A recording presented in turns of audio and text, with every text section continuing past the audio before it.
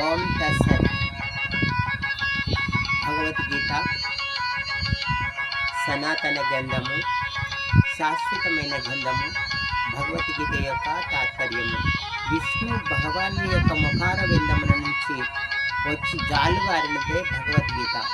ఈ భగవద్గీత వ్యాస భగవానుడు చెప్పుచుండగా విఘ్నేశ్వరుడు తన ఘటమాగకుండా రాసినటువంటి గొప్ప గ్రంథమే ఈ భగవద్గీత. ఈ భగవద్గీత సనాతనమైనది, అచలోయనమైనది. పంచజన్యం ఋషికేశో దేవదత్తం ధనంజయ యోడం ద్రౌపదపుత్రేణ తవ శిష్యేన ధీమతా అనంత విజయం రాజా కుంతిపుత్రో విధిష్ఠరః నకుల సహదేహంచ సుఘోషమణి పుష్పకౌ.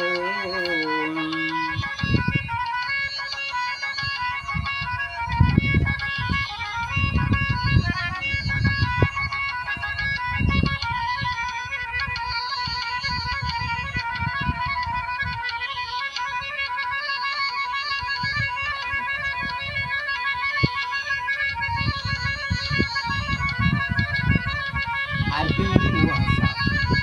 కృష్ణ నిలుపుము నా రథమును భీకర మగునట్టి ఉభయ సేనల మధ్యన. యుద్ధ విశారద కలిగిన నిలిచియున్న కౌరవ యోధులను పరికించి తగిన వీరులను ఎన్నుకొని నేను యుద్ధము చేయుటకు కృష్ణ పరికించదా. నాలుగు వైపులా దుర్యోధనాదులకి ప్రియము చేకూర్చు రణరంగమునకు విచ్చేసిన రాజ్య మహారాజులందరినీ. సంజయ ఉవాస. అర్జునుని కోరిక మేరకు రథమును ఇరువైపులనున్న రాజ్య మహారాజుల ఎదుట నిలిపి ఇట్లు మాధవుడు పార్త అట్టమొనార్చిన ఆ కురు సైన్యమును చూడుము ఒక్కసారి. ఏవముక్తా ఋషికేశో గూఢకేశేన భారత సేనయో యుభయోర్मध्ये స్థాపయిత్వా రసోత్తమం. అంత చూసే అర్జునుడు ఉభయ సేనల మధ్యన యుద్ధ సంసిద్ధులై వేసియున్న పెద్ద తండ్రులను, పిన్న తండ్రులను, తాతలను, గురువుల, మేనమామల, పుత్రుల, పౌత్రుల, సౌహృదయులైన స్నేహితులను, బంధువులను చూసి ఇట్లు పలికెను. సమరభూమికి చేరిన బంధుమిత్రుల చూసి కుంతిపుత్రుడగు అర్జునుడు హృదయ దౌర్బల్యమును కోల్పోయి ఇట్లు పలికెను. కరుణాపూరిత శోక సమిగ్నుడై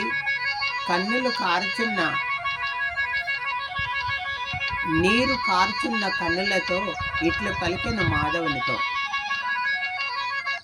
సమరానికి చేరిన బంధుమిత్రులను చూసి కుంతిపుత్రుడు హృదయము దౌర్బల్యము నుండి సమరత్సములో చేరియున్న పలికెనిట్లు కృష్ణునితో గదగద కంఠంబుతో. దృష్టేహం సజనం కృష్ణ ఈయుస్సం సమపార్చితం సిద్ధంతి మమ గత్రాణి ముఖం చ పరిశుష్యతి ఏపదుష్ట శరీరమే రోమహర్షాయ జాయతే. ఓ కృష్ణ, సమరుత్సాహంలో నిలిచి ఉన్న సజ్జన సముదాయంను చూసి వణుకు పుట్టుచున్నది. అంగములు పట్టుదప్పి పోవుచున్నాయి, నోరు ఎండిపోవుచున్నది, శరీరము గగ్రపాటుతో రగులుచున్నది. గాంధీవము చేతి నుండి జారుచున్నది. నా శరీరపై చర్మము తప్పించుచున్నది. మనసు నానా విధములుగా భ్రమించుచున్నది. కాళ్ళు పట్టు తప్పి నిలబడలేకపోవచ్చున్నాను కృష్ణ.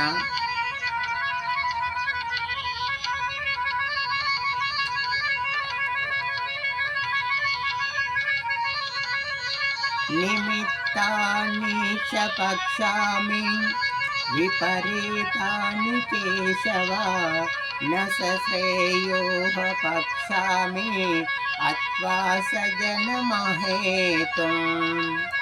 న కాంక్షే విజయం కృష్ణ న చ రాజ్యం సుఖాని చ కిన్నో రాజేన గోవింద किं भोगै ऋजीविते नवः किं भोगै ऋजीविते नवः. కేశవ, పెక్కు అపశక్నములు కలుగుచున్నవి. ఈ కురుక్షేత్రంలో ఆత్మీయులైన వారిని, సజ్జనులైన మన బంధుమిత్రులను సంపుట శ్రేయస్కరం అనిపించటలేదు. కృష్ణ, నాకు విజయం అక్కరలేదు, రాజ్యం అక్కరలేదు, సుఖము అక్కరలేదు. మన వారంతా మరణించిన తర్వాత ఈ రాజ్యభోగములు, ఈ జీవితము వ్యర్థము కదా మాధవ. మధుసూదన, మనం ఎవరి కొరకు ఈ రాజ్యాన్ని, ఈ భోగములు కోరుచున్నామో వారే ధనమన ప్రాణాలు వదలడానికి సిద్ధపడి వచ్చిరి యుద్ధ భూమికి. ఆచార్యులు, పుత్రులు, తండ్రులు, తాతలు, మేనమామలు, పిల్లనిచ్చిన మామలు, మన్మళ్ళు, మునిమన్మళ్ళు, భావమర్దులు, బంధుమిత్రులు రణరంగమున నిలిచి ఉన్నారు. మధుసూదన, ఈ ముల్లోక రాజ్యాధికారము మధుసూదన ఈ ముల్లోకముల రాజ్యాధికారము కొరకైన సజ్జనులైన సంపదలంచుకొని నేను ఘోర పాపమునకు ఒడిగట్టుచుంటుని. కృష్ణ, ఇది ఎంత మాత్రము సమావేశము కాదు.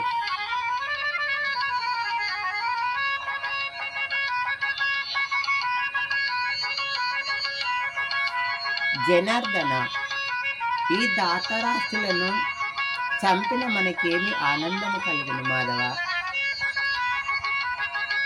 ఈ దుష్టులను హతమార్చినందున మనకు పాపమే కాని పుణ్యమొచ్చున మాధవ. మన బంధువులైన దాతరాస్తులను హతమార్చుట మనకు తగదు. సజ్జన సముదాయంను సంవరించి హాయిగా జీవించగలమా మాధవ?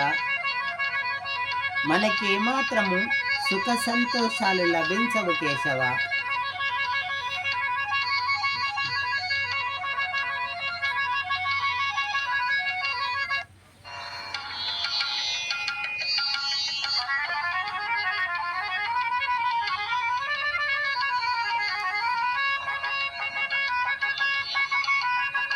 కులక్షయే ప్రణక్షత్తిం కులధర్మా సనాతనం ధర్మే నష్ట కులం కృష్ణ అధర్మో వివవాక్షితాం.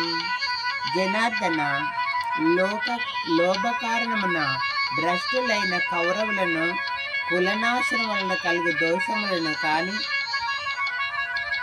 మిత్రద్రోహంబు వల్ల కలుగు పాపమును కాని గ్రహింపలేని మూర్ఖులు.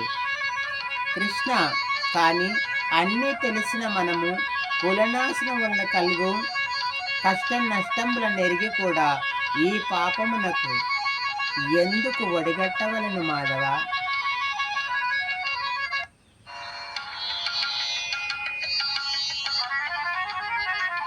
కులక్షం వలన సనాతన ధర్మములు నశించును. కులధర్మము అంతరించిపోవును. కులధర్మము అంతరించిన తర్వాత ఆ వంశమునందు పాప ఫలితములు లెక్కువగును. కృష్ణ, అధర్మము అవనిలో అధికమైనప్పుడు కులశ్రీలు మిక్కిలి దూషితులగుదురు. అలా కులకాంతలు భ్రష్టులైన ఎడల వర్ణ సంగరము నిశ్చయముగా ఏర్పడును. వర్ణ సంగరం వలన కులగాతలగుదురు. దాని వలన ఆ కులము వారు నరకమున పడెదరు. అలా శ్రద్ధాశక్తులు లోపోయిన వారి ఇంట పితరులందరూ అధోగతి పాలు పొందెదరు. వర్ణ సంగరం వలన కలిగిన దోషములు కులగాతలగుదురు. కులగాతలకు మూలమగును. దాని వలన సనాతన ధర్మములు నశించును. జాతి ధర్మములు నష్టములైపోవును. జనార్దన, కులధర్మము నశించినచో వారి ఇంట్లో కలకాలము నరక ప్రాప్తియే కలుగును. కృష్ణ, రాజకాంక్షతో సజ్జనుల్ని సంవరించడానికి సిద్ధమై ఘోర పాపమునకు ఒడిగట్టుచుంటిమి మాధవ. ఇది ఎంత మాత్రము సమావేశము కాదు. ఇది ఎంత దారుణము గోవింద.